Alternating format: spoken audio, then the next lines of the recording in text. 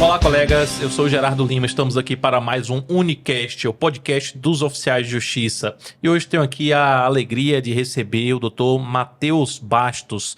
Matheus Bastos, que é coordenador do Consultivo Empresarial e Regulatório da AFCTF Advogados e agora é o responsável, né, substituindo o Dr. Marcelo Almeida. O Dr. Matheus Bastos agora é o responsável pelo Unojus, né, para oferecer esse suporte técnico, né, para a frente parlamentar, claro, a parte jurídica, né, do Unojus. Dr. Matheus, muito obrigado pela sua presença aqui, né, é extremamente importante para todos os nossos filiados aí do Brasil todo, o pessoal que acompanha o trabalho do Unojus junto à frente parlamentar, receber esses seus esclarecimentos. Eu que agradeço, Gerardo. Você é daqui mesmo, Matheus? Gerardo, eu sou nascido no Rio de Janeiro, né, mas meus pais vieram muito cedo para Brasília, então eu sou mais brasiliense do que carioca. Meus pais chegaram aqui em Brasília, acredito que ele é algo por volta dos anos 2000 e tudo, então eu já estou aqui em Brasília há bastante tempo. De carioca, só realmente a família. Nem o sotaque ficou tanto assim, Não, né? sotaque só quando eu tô no Rio de Janeiro, que aí eu carrego um pouquinho e volto para Brasília com ele. Mas me diga aí, por que assim, você escolheu o curso de Direito? O que te atraiu? Geraldo, escolher o direito para mim foi muito de um sentimento que eu tenho desde pequeno, que é entender qual que é o meu papel dentro da sociedade e o que eu poderia fazer para contribuir na vida das outras pessoas. Então esse foi um sentimento que acabou me levando para o curso de Direito e, consequentemente, me levou também para a advocacia, né, e para onde eu estou empreendendo hoje. É interessante que, assim, aqui em Brasília, principalmente, eu acho isso curioso, porque quando eu entrei na faculdade, né, lá início dos anos 2000, em Salvador, na Federal da Bahia, não, assim, a maior parte das pessoas entrava para advogar. Não tinha esse pensamento tão grande de concurso público. Hoje eu vejo o movimento contrário, principalmente em Brasília. Todo mundo entra para fazer concurso público. E você já entrou pensando na advocacia, ou você cogitou em algum momento Não, concurso? totalmente direcionado para a advocacia. A gente sabe que o direito ele é uma gama de oportunidades, né? Cursar direito é um leque muito grande. Mas eu sempre me identifiquei muito com a advocacia, sempre me identifiquei muito com... É isso, é o sentimento de eu contribuir na vida de alguém por meio, e hoje é onde eu estou, que é dando consultoria jurídica, auxiliando na prevenção de problemas. Então é a área que eu me identifico. Depois que você se formou, você fez pós-graduação em Direito Civil, não foi? Isso, eu sou pós-graduado em Direito Civil Contemporâneo, né, pelo IDP. Hoje eu sou mestrando pelo UniCeub, na área aí de Direito Empresarial. É para onde eu estou enveredando atualmente. E quantos anos você entrou lá no escritório? Eu estou completando 4 anos de escritório agora em setembro. Eu entrei no escritório na parte do contencioso. Admito que eu imaginava que esse sentimento que eu estou conversando com você aqui, ele teria sido preenchido no momento que eu entrei no contencioso, mas acabou que isso não aconteceu. Graças a um movimento dentro do escritório, né, o professor Daniel Amin e o Dr. Henrique Coelho, né, que são os sócios do escritório e são dois grandes mentores para mim, eles me deram a oportunidade de coordenar o consultivo do escritório, então coordenar o consultivo empresarial e regulatório, e hoje estou assumindo também a parte do consultivo legislativo. Então, assim, tô onde deveria estar. Isso é muito interessante porque, assim, você já estava ali no consultivo, né, quando o Instituto foi criado, e você participou desde o início, né? Assim, quem elaborou o estatuto do Instituto, com todos os detalhes que precisa, foi você, né? E isso, atrás ali das cortinas era eu que estava junto com a equipe, junto com o Dr. Daniel, a gente estruturando toda a questão do Instituto, como que a gente iria elaborar, quais seriam os melhores gatilhos. Então a gente estava ali trabalhando no backstage. Não, isso aí é fundamental. E assim, dentro dessa percepção que você tem ali desde o início, qual a importância que você enxerga de um instituto, né? De forma geral, não somente o Instituto Unojus, mas dessa estrutura de um instituto criado com várias entidades representativas ali participando, deliberando os temas, para encaminhar as pautas para uma frente parlamentar do setor. Qual a importância que você enxerga dessa estrutura? Gerardo, o Instituto ele acaba sendo uma instituição que atua para defender interesses sociais. Então, essa participação no Instituto dentro do Legislativo, dentro do Executivo, dentro do próprio Judiciário, ele é muito importante. No caso dos oficiais de justiça, né, o UNOJUS, a forma de atuação, que é aquilo tudo que nós pensamos de construção do Instituto, é exatamente defender e apoiar os interesses dos oficiais de justiça, sejam eles estaduais, federais, para quê? Para a gente poder dar voz às reivindicações, a gente poder possibilitar a defesa das prerrogativas, a melhoria e manutenção do trabalho de vocês. Então, o Instituto ele serve muito bem para isso. Aliado a uma frente parlamentar, a gente acaba, de certa forma, via Instituto, fundamentando as proposituras legislativas por meio de subsídio técnico, pareceres, emendas, sugestões de ofícios. Então, essa é a forma que o Instituto acaba atuando para poder auxiliar o desenvolver da frente parlamentar.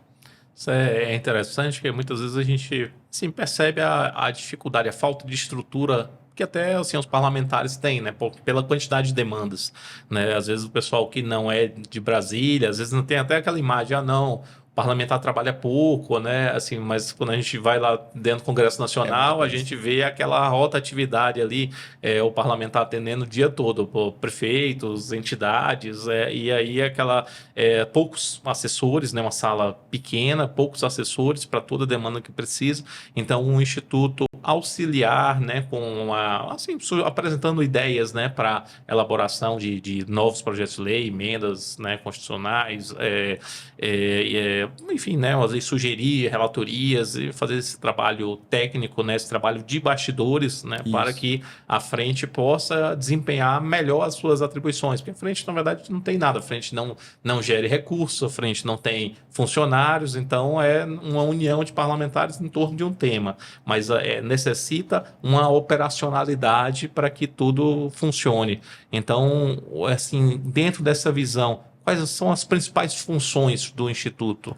Bom, o Instituto, e como você bem falou, Gerardo, o Instituto ele serve exatamente para criar essa interlocução entre os interesses da categoria e o Poder Legislativo.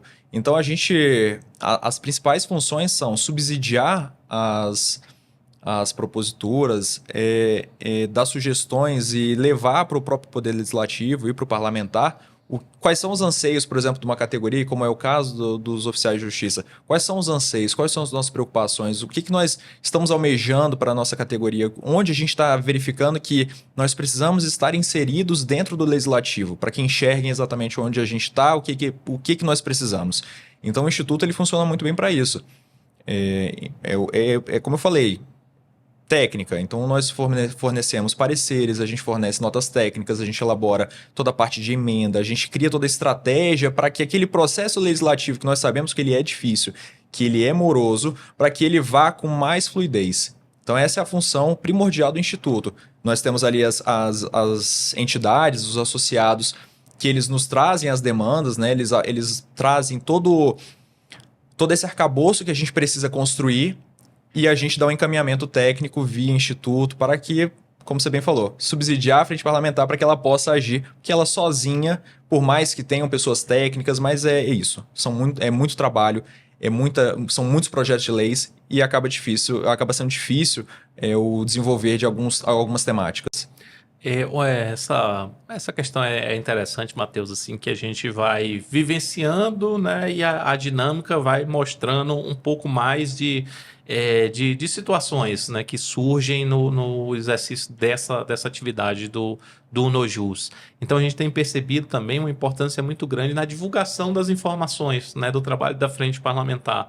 Então tem o Instagram, né, que o Nojus gere, né, e claro, pertence ao Nojus, mas que faz para a frente parlamentar, para o trabalho que a frente parlamentar desenvolve. E assim, a gente tem percebido o grau de engajamento dos colegas. Então a gente tem conseguido unir a ponta ali do legislativo, né, do poder que elabora as leis no país, com a base, né, diretamente.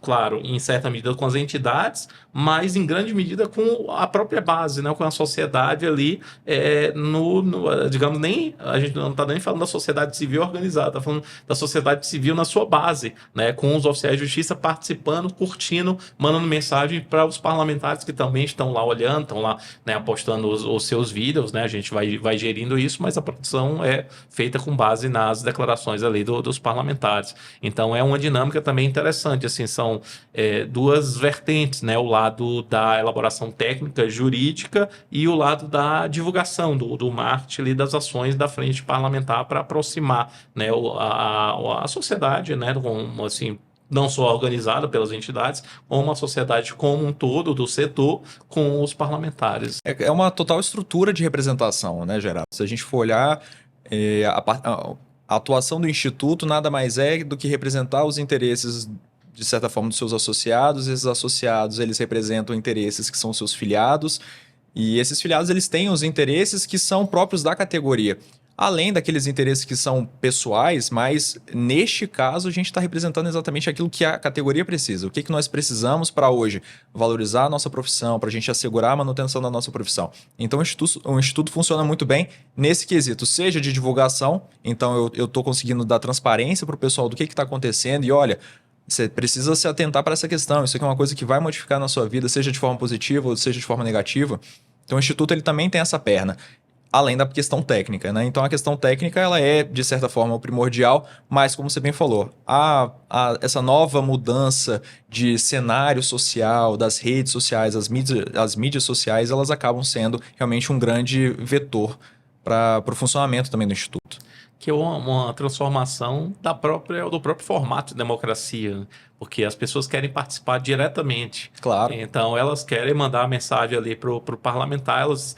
Claro, né, entendem que é importante, né, as entidades representativas, obviamente, continuam com toda a sua relevância, mas a pessoa também quer ter a condição de ir lá e mandar mensagem para o seu parlamentar, né, e dizer que gostou, que não gostou de determinada situação. Isso é muito, muito rico, né, muito interessante, né, como um aprofundamento aí da democracia brasileira. E dentro desse trabalho do Instituto, é um projeto que é divisor de águas, né, se refere à PEC 23 de 2023. Foi apresentada pelo deputado André Figueiredo, né, do PDT do Ceará, e é um projeto assim, que já é uma demanda muito antiga da categoria, né? Os oficiais clamam por mais reconhecimento.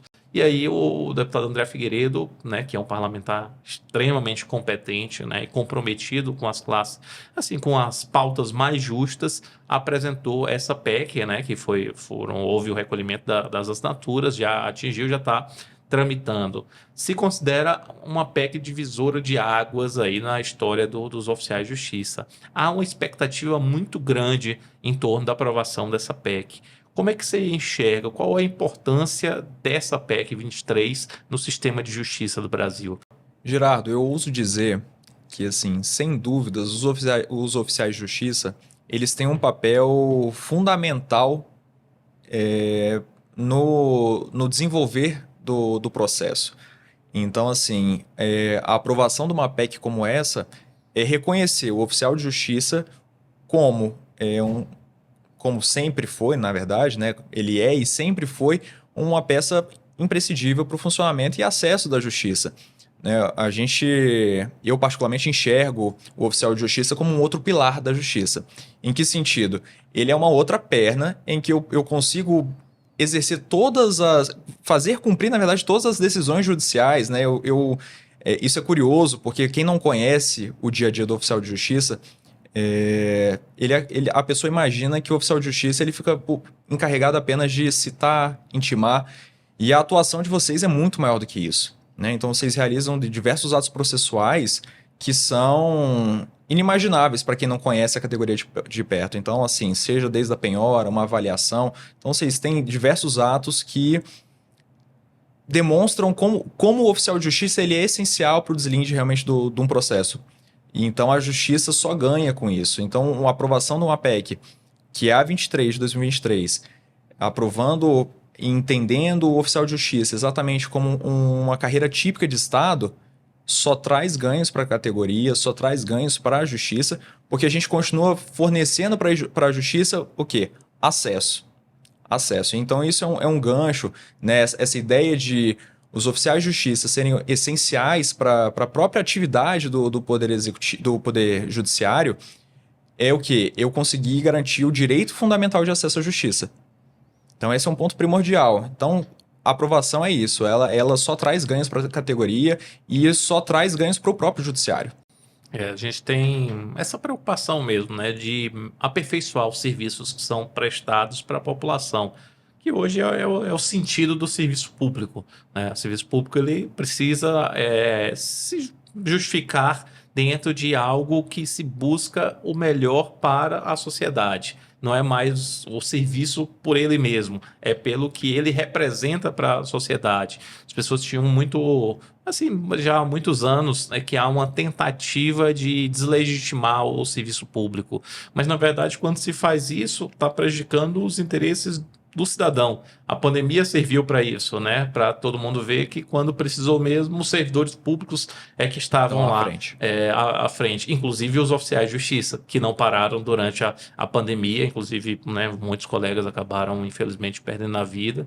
Mas naquele momento não tinha como parar, porque cumpria mandados relativos à própria pandemia.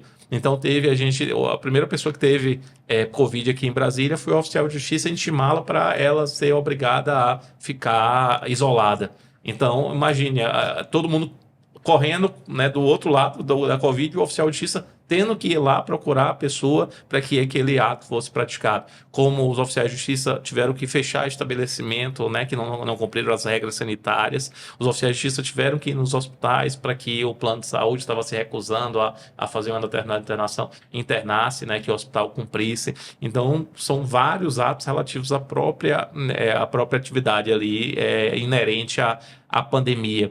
E aí você falou com muita propriedade dessa certa ignorância, né, ou falta de conhecimento das pessoas com relação ao trabalho do oficial de justiça. Pessoas imaginam, não, é só ato de comunicação, quando na verdade isso aí é até uma função, assim, até lateral, né? E, claro, em alguns momentos é necessário, porque, por exemplo, a pessoa que está se recusando a ser citada vai precisar de uma citação por hora certa, porque, nesse caso, precisa da fé pública do oficial de justiça. Então, é um ato de comunicação que se tornou um pouco mais complexo pela resistência da pessoa. Mas, no geral, né, se for possível pelo correio, não tem problema, isso já é desde o CPC de 73. Mas o oficial de justiça é fundamental para a concretização do direito. Então, quando se fala hoje de proteção, né, na questão da violência doméstica, quem faz o afastamento do lar é o oficial de justiça. Então, é o principal ato para a proteção da mulher. E o oficial de justiça que está lá. Ou então, quando a pessoa ingressa em juízo, não, eu quero o meu apartamento de volta porque o locatário não está pagando. O juiz, né, claro, faz o reconhecimento do direito, mas quem tira esse direito do papel e entrega para a parte é o oficial de justiça. Ou uma reintegração de posse, ou uma busca e apreensão, seja de um bem, seja de uma criança que o pai ou a mãe pegou e não devolveu nos termos da guarda. Enfim, a penhora, né, o direito de crédito do Brasil é garantido pelos oficiais de justiça, porque são os agentes que têm a competência para fazer a expropriação de atos e entregar para o credor o valor que ele é correspondente. Então, o papel do oficial de justiça interfere na taxa de juros do Brasil, né, porque é o responsável pela recuperação de créditos. E as pessoas não têm essa dimensão da atividade do oficial, né, enquanto função essencial, claro, junto com importante, igual todas as outras, né, como a magistratura, o Ministério Público, a Defensoria, a Advocacia. E aí eu aproveito para te perguntar, dentro desse cenário, desse capítulo da Constituição, o que é ser uma função essencial à justiça? Gerardo, eu entendo que a função essencial na verdade, o oficial de justiça, ele é o quê? Ele é um protagonista de assegurar o direito fundamental de acesso à justiça. Então, direito ao acesso à justiça é qualquer pessoa poder ingressar no judiciário sem restrição, buscando o direito de uma tutela do Estado e conseguir a efetivação dela dentro do meio mais eficaz constitucional possível, alcançar um resultado. E o oficial de justiça, ele é um meio para que isso aconteça. A sua fala foi perfeita. Tudo que você vem falando são somente provas de que o oficial de justiça ele é essencial. Porque como nós falamos, essa ignorância, ela acaba sendo muito triste. Porque acaba que o oficial de justiça ele acaba sendo visto como a pessoa que traz más notícias. Esquece que tem um juiz que está atrás, que tem um processo que está atrás. Então vocês efetivam as decisões que o juiz não faz, né? Então, assim, que o próprio advogado não faz. Então vocês têm toda a expertise, têm todo o jeito, têm todo o conhecimento para fazer isso de forma com menos danos possíveis, né? Então, assim, de forma mais agradável e sem exposições. Então, se isso não é função essencial, é difícil saber o que que é. Não, é interessante que, assim, dentro do capítulo das funções essenciais, nós vemos vários atores que praticam atos processuais com autonomia. O oficial de justiça, ele só pratica atos processuais com autonomia, né? Assim, ele não prepara atos, por exemplo, para o juiz assinar, né? O oficial de justiça, o juiz não substitui o auto de penhora do oficial de justiça, ou o laudo de avaliação, ou a própria certidão do oficial, que é fundamental em vários pontos. Então, o oficial, ele vai para a rua e pratica o ato e traz aquela informação para o mandado de maneira própria, da mesma forma que o magistrado atua, que o Ministério Público atua, que o advogado, que o defensor público. Então, são vários atores que, cada um dentro da dinâmica processual, dão a sua contribuição para que o processo chegue a um bom termo. Então, passou pela primeira fase ali do reconhecimento do direito que o magistrado faz. Claro que o oficial de justiça participa ali com os atos de comunicação ou, eventualmente, com algumas cautelares ou alguma antecipação, né, de prova, aí, como um exemplo de cautelar, alguma situação que precise, e dentro da execução, a efetivação do direito. Então, o magistrado certificou o direito, aquela parte, por exemplo, lá tem que receber R$100 mil, o oficial de justiça é que vai tomar todas as providências dentro da execução com autonomia para que aquele direito saia do papel. Porque ninguém ingressa em juízo querendo um pedaço de papel dizendo que tem direito. A pessoa quer o bem da vida. Ela Exato. quer o filho de volta, ela quer o apartamento de volta, quer a fazenda de volta, quer o prédio de volta, ela quer o crédito dela que seja satisfeito. E isso aí quem faz é o oficial de justiça.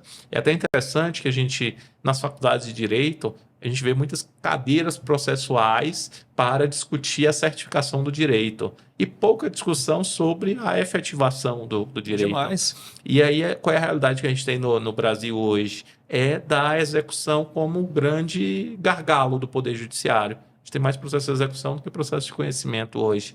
Então, é hora de investir na execução, né?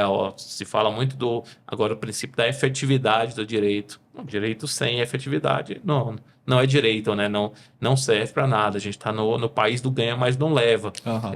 Então, é imprescindível, assim, realmente, que haja assim, essa transformação na carreira dos oficiais. Porque, assim, quando a gente vai discutir um pouco, né? Conversar sobre essa PEC 23, contexto é um contexto bem triste para os oficiais de justiça, na verdade, porque o contexto que a gente tem hoje é de 3 estados que já extinguiram o cargo de oficial de justiça, né? Foi o estado do Paraná, Sergipe, Tocantins, de estados que estão transformando o cargo de oficial de justiça em outros cargos de analista, estão nomeando o oficial de justiça ad hoc. Então, assim, algo que coloca em risco, né, risco sério, os direitos da população. Porque é uma carreira que você tem que ter o conhecimento jurídico, evidentemente, e, aliás, essa é uma das questões da PEC, Exato. ali a exigência do bacharelado em direito, mas você também tem uma expertise que você desenvolve com o exercício do cargo, porque é uma atividade também que tem uma dose prática. Então, você pegar o direito ali, como está previsto na legislação processual, você saber adaptar para aquela realidade. E com vários desafios jurídicos nesse meio do caminho. Por exemplo, quando é que o oficial de justiça tem que julgar naquele momento se ele vai arrombar ou não vai arrombar a casa. Se é o caso, né, de ele chamar a polícia ou não vai chamar, se vai determinar uma prisão ou não. Então, assim, e tudo isso naquele momento, né? Ele não pode consultar 10 livros, né, ler 10 decisões judiciais. Ele tem que, naquele momento, ter o conhecimento suficiente para dizer: eu posso ir até aqui ou eu não posso ficar aquém desse ponto, né? Então, por isso, a gente fala dessa necessidade. E o que nos preocupa é, por exemplo, estados que tem até estado que é nível médio, né? O caso de Minas Gerais. E aí, claro, para a carreira é ruim, mas é muito pior para a sociedade. Com certeza, Né? com certeza. E isso influencia diretamente no devido processo legal. Né? Porque pega pessoas que não têm o conhecimento jurídico e aí podem fazer julgamentos equivocados. Às vezes o direito é aquele momento. Se não tomar a decisão correta, compromete completamente o direito da parte. Então, isso nos preocupa muito, assim. Você acredita que com esse reconhecimento, essa inserção na Constituição Federal, esses problemas poderiam ser superados? Eu não tenho dúvidas disso, Gerardo, não tenho dúvidas. É claro que a partir do momento que nós reconhecermos o oficial de justiça, que já deveria ter sido reconhecido como uma função essencial, uma carreira típica de Estado, eu enxergo. Na verdade, eu penso que o legislativo vai começar a enxergar o oficial de justiça de uma forma diferente. E é um exercício que a própria sociedade tem que fazer de enxergar o oficial de justiça de uma forma diferente. Porque, como você bem falou, não tem nada mais chato do que você entrar com um processo e ele você não chegar a lugar nenhum, ele não ser efetivo. Ou então eu tenho uma pessoa que, obviamente sem julgar as decisões do Estado e tudo, mas que põe uma pessoa que é despreparada para poder dar aquela efetividade para uma decisão judicial. Então, esse reconhecimento ele é importantíssimo, porque além de contribuir para uma melhoria da própria categoria, isso também abre um leque absurdo de tantas outras possibilidades que nós vamos ter de proteção da categoria, de novas prerrogativas, né? Essa readequação também para a tecnologia, né? O oficial de justiça e a tecnologia, que são coisas que andam lado a lado, uma não sobrepõe a outra. Então isso é muito interessante. E o reconhecimento, né? A aprovação dessa PEC, ela é primordial para que a gente consiga enxergar isso de uma forma diferente. Isso é bem interessante. Uma frase que você usou aí, assim, de o legislador nos enxergar, né? Enxergar os oficiais de justiça de uma maneira diferente. Eu te pergunto, a aprovação dessa PEC, a gente tem muitos projetos de lei lá dentro do Congresso Nacional que, infelizmente, eles não conseguem avançar muito. Você acredita que com a aprovação dessa PEC e essa visão diferente que você mesmo comentou aí dos parlamentares para a carreira dos oficiais de justiça vai fazer com que esses projetos de lei que estão tramitando tenham uma outra concepção, tenham uma outra forma de lidar pelos parlamentares? Eu não tenho dúvidas disso. Não tenho dúvidas disso. É claro que assim, o nosso cenário legislativo ele é, de certa forma, extremamente confuso. É um cenário legislativo complexo.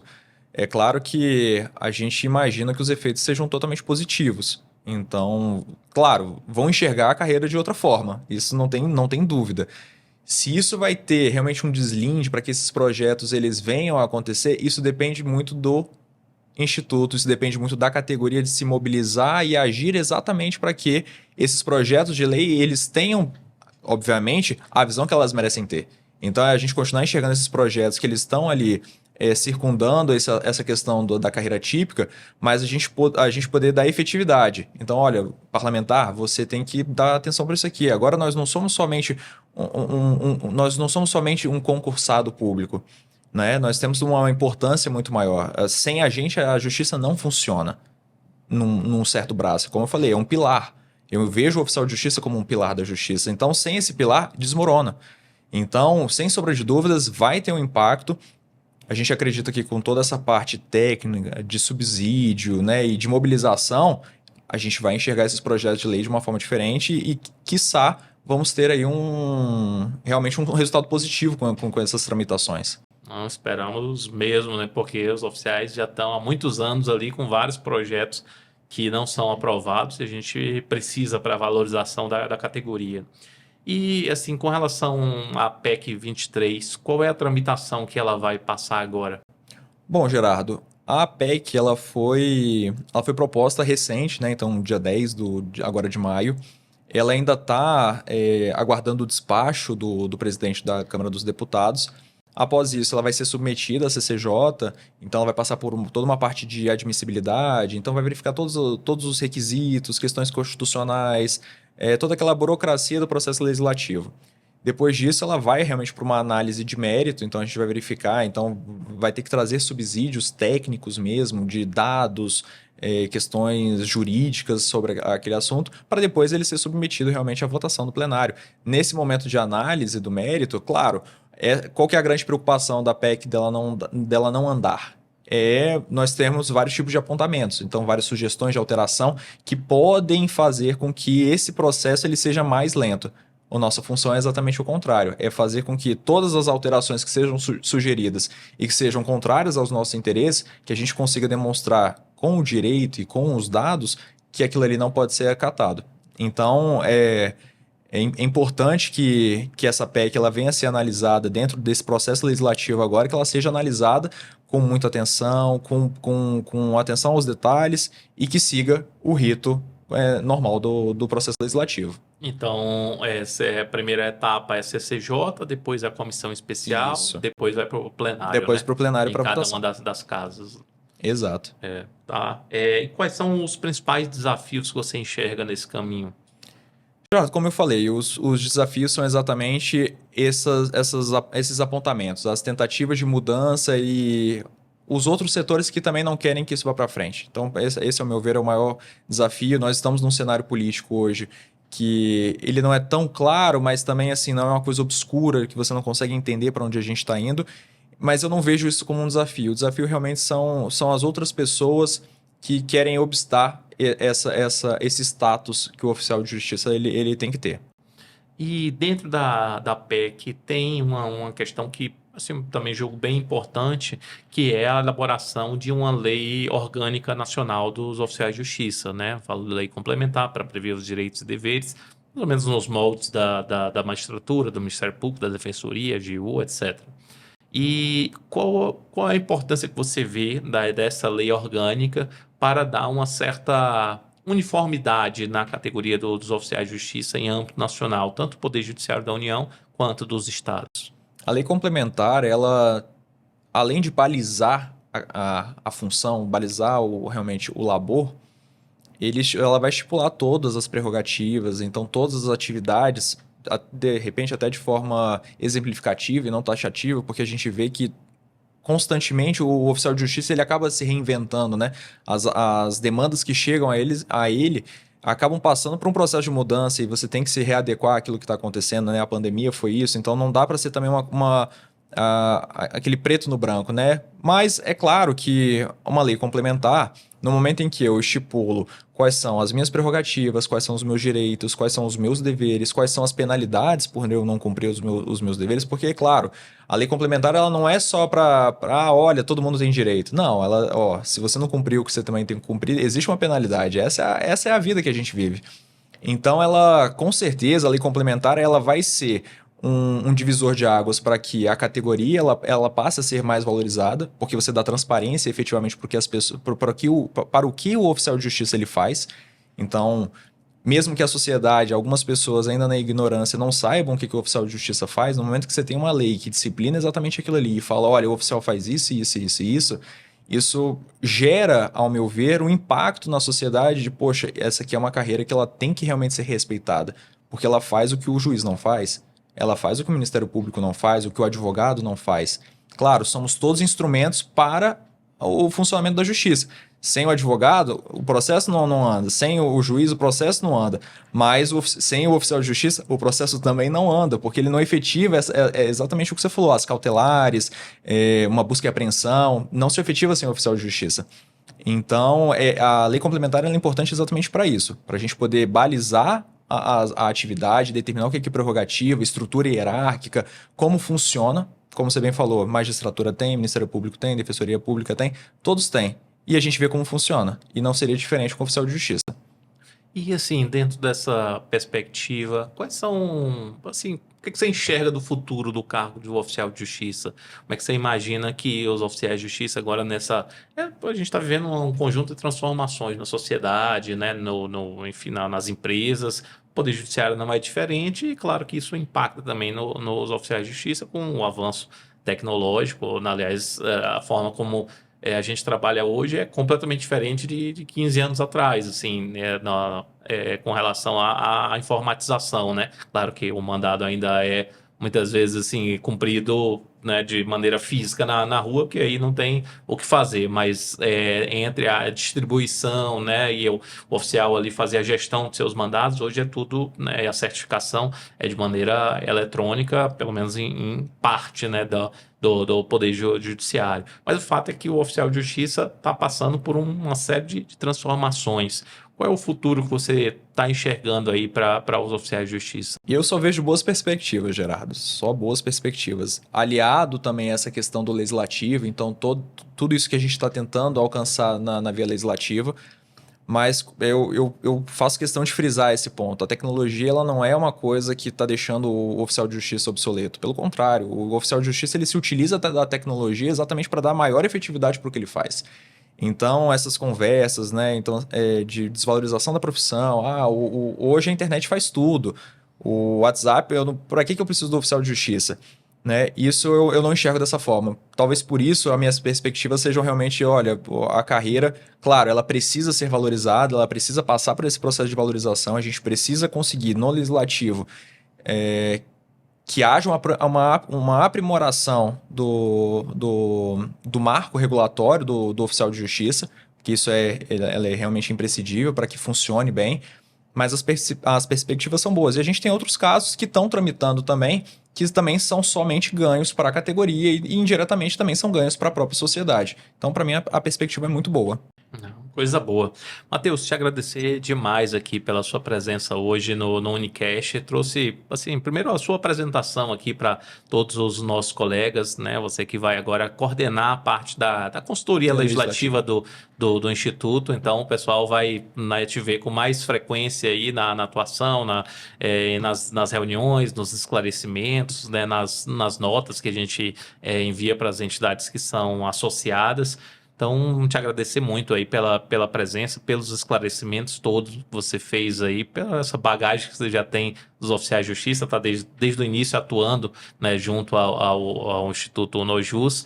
Então, assim, só tenho a te agradecer, né, por ter comparecido aqui e trazer essas informações para todos os nossos telespectadores aí do Brasil todo. Eu que agradeço, Gerardo, foi bom demais. Na próxima eu vou ficar mais tranquilo, mais relaxado e a gente consegue ter um bate-papo um pouco mais fluido. Ah, beleza. É isso aí, pessoal. Hoje conversei aqui com Matheus Bastos, consultor legislativo do Unojus, trazendo várias informações extremamente importantes relativas ao trabalho da Frente Parlamentar dos Oficiais de Justiça. Muito obrigado a todos pela audiência, um forte abraço, até a próxima.